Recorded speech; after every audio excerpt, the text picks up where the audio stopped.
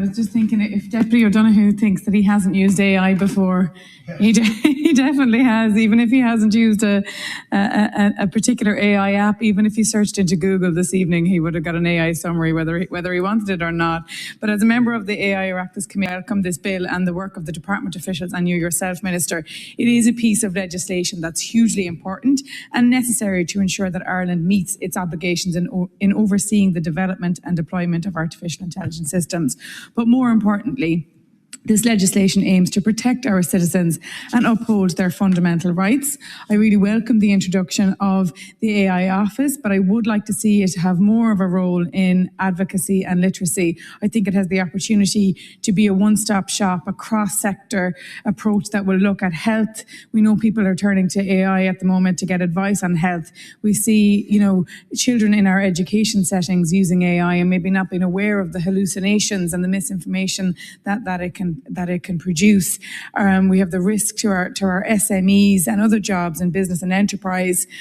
The disability space has a real concern that the bias that's already in place will unintentionally be reinforced by AI. So I think that the AI Office could be a trusted one-stop shop to also engage in advocacy and literacy.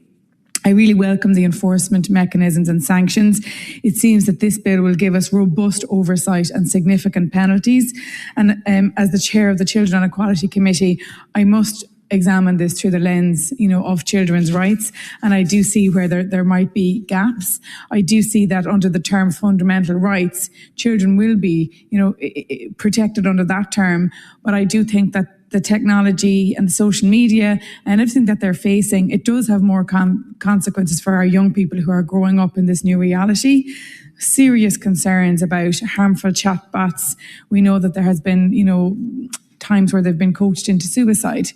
I often talk about, there was no Tinder when I was in secondary school, and now there's Tinder babies and Tinder marriages. And I'm worried about, the next generation, it mightn't even be Tinder. They might be having their first relationships with a chatbot. And what happens then when the company introduces a significant subscription fee for that chatbot? Do they then lose access to their boyfriend or girlfriend? And where does that leave their mental health?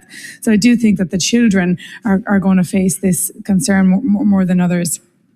We know that they are facing deep fakes and having their videos manipulated for potential bullying as well. So I would ask, Minister, that provision be made for the expertise of children and young people, perhaps through an advisory panel that we've seen work so well in other areas, and also provision to support the rights groups that are watchguards in this space. I know this afternoon I was on a panel discussion with the Children's Rights Alliance, and this is something that they and their members are very passionate about. And I do believe there will be scope to address those concerns at committee stage or at phase 2 in the autumn.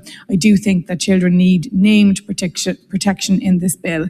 As I said, the AI features are now embedded into almost everything that they do, from daily internet searches, from their gaming, to the educational tools within their classroom.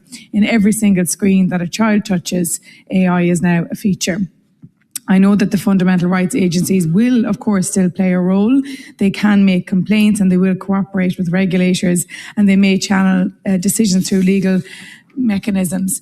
And we must continue our work towards a system that genuinely protects the rights of all of those who might be most at risk. So I have mentioned children today in my role, but I know that the disability community and our older people are very much at risk of AI, aside from the very much covered jobs that could be lost in the enterprise sectors.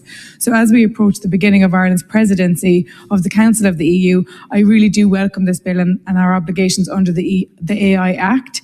And I hope that we just remain steadfast as we continue to demonstrate our commitment to online safety and in promoting responsible AI innovation. Minister, I welcome the bill. I think that regulation in this space is perhaps more important than any of the regulatory bill that we're going to pass in this House this year. I think any new technology poses problems, poses difficulties, poses challenges, and poses threats. And undoubtedly that is true of artificial intelligence as well. It doesn't mean that we cannot regulate to protect ourselves, and it doesn't mean that we can't put measures in to protect ourselves and our children. There is a concern, I think, with the notion of over-regulation, that we're therefore going to stifle innovation or prevent people from coming up with new ideas and new technologies. In fairness, artificial intelligence represents one of the greatest achievements of mankind from the point of view of creating something that can grow itself and can feed itself and inform itself. That in and of itself shouldn't be overlooked. The danger that comes with that is that we don't control how it feeds itself, how it informs itself.